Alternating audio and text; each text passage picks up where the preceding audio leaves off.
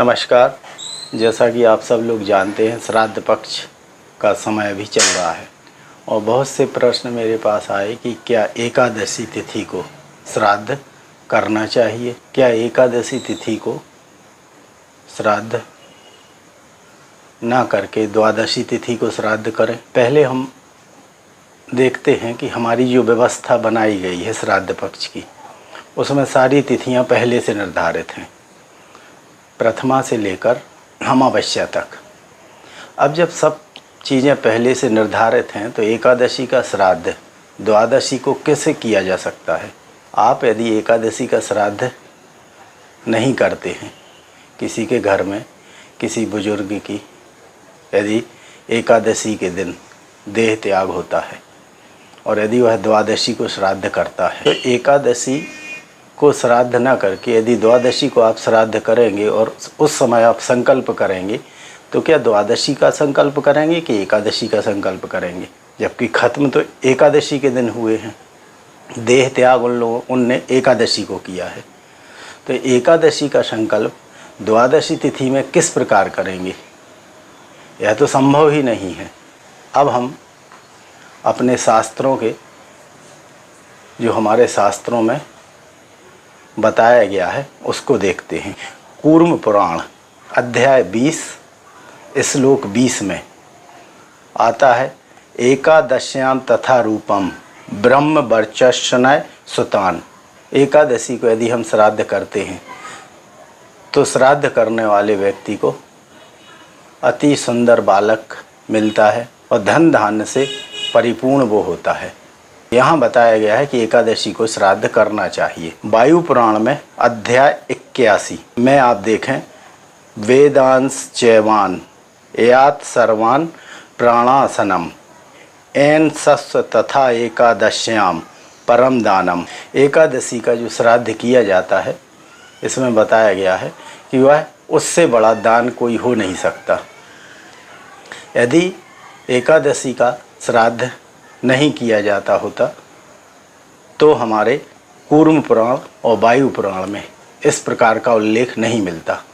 तो यहाँ स्पष्ट उल्लेख है कि यदि एकादशी तिथि को जिस भी घर में देह त्याग हुई है तो उसी तिथि को श्राद्ध करना चाहिए। अब निर्णय सिंधु में हम देखते हैं प्रथम परिच्छेद, जहाँ काम में व्रत विधि बताई गई है।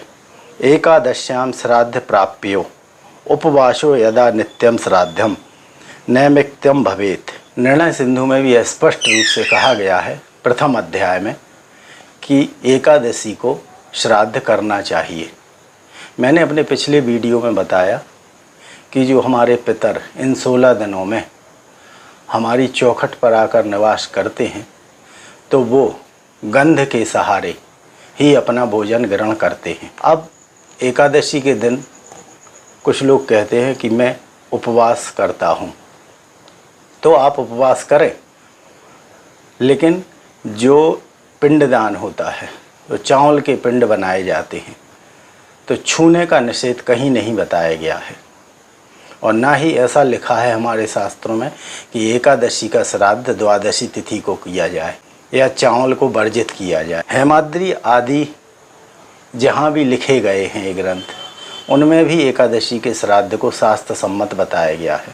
अब यदि आप जब पिंडदान करते हैं और चावल के पिंड बनाते हैं, तो आपको उनको सिर्फ सूंघना है और उनको रख देना है। सूंघने मात्र से ही हमारे पितर तृप्त हो जाते हैं। अब जो ब्राह्मण हमारे घर आते हैं और वो कहते हैं कि हम भोजन करेंगे, हमारा एकादशी का व्रत नहीं है, तो आप उनको जो भोजन बनता है श्राद्ध में, आप वो उनको परोसें। परोसने से दोष नहीं लगता है।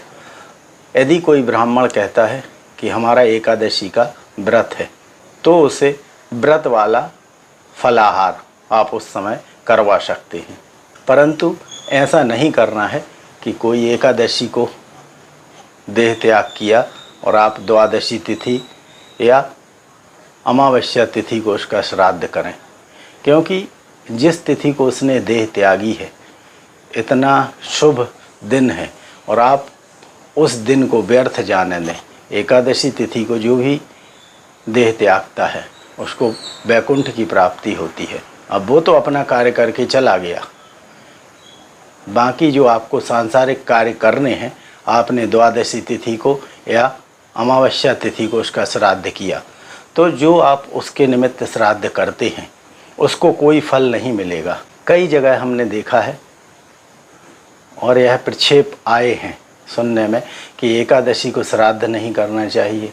अरे भाई, जब हमारे शास्त्रों में श्राद्ध पक्ष के 16 दिन पहले से ही नियत रहते हैं, प्रथमा तिथि से देखें अपन तो अमावस्या तिथि तक सारी तिथियां पहले से नियत हैं। जब सारी तिथियां पहले से नियत हैं तो हम कौन होते हैं उनमें फेरबदल करने वाले। तो आप एकादशी तिथि को यदि श्राद्ध करते हैं तो यह शास्त्र सम्मत है। यहाँ वहाँ के बहकावे में आप ना आएँ, शास्त्रों को देखें कि शास्त्र क्या कहता है, क्योंकि हमारे जो शास्त्र बोलते हैं हम वही करते हैं। अब रहा कि एकादशी तिथि को चावल के पिंड बनाना है तो चावल के आप पिंड बनाएं, पिंड दान करें, उनको सूंघ लें। सूंघने से आपका एकादशी का व्रत खंडित नहीं होता है।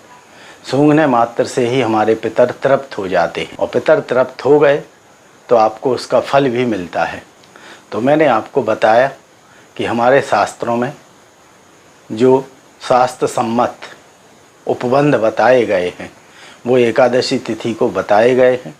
निर्णय सिंधु भी कहता है कि यदि आप एकादशी तिथि का श्राद्ध किसी अन्य दिन करते हैं तो इससे बड़ा पाप और कोई नहीं होगा। तो आप ध्यान रखें कि एकादशी तिथि को यदि श्राद्ध पड़ता है तो एकादशी तिथि को करें। हाँ, जो व्यक्ति आते हैं श्राद्ध में, आप जिनको आमंत्रित करते हैं और वो आते हैं और बोलते हैं कि हम एकादशी उपवास है, तो आप उनको वैसा फलाहारी भोजन करवा सकते हैं। और जो कहता है कि हम एकादशी का व्रत नहीं रखते हैं तो आप उसको, जो हमारे यहाँ श्राद्ध में बनता है, आप उसको वो भोजन करवा सकते हैं। सूंघने या परोसने से हमें कोई दोष नहीं लगता। एकादशी में चावल का निषेध होता है, लेकिन इन 16 दिनों में जो एकादशी पड़ती है उसमें चावल के ही पिंड बनते हैं। देखा होगा कई जगह खीर भी बनाई जाती है।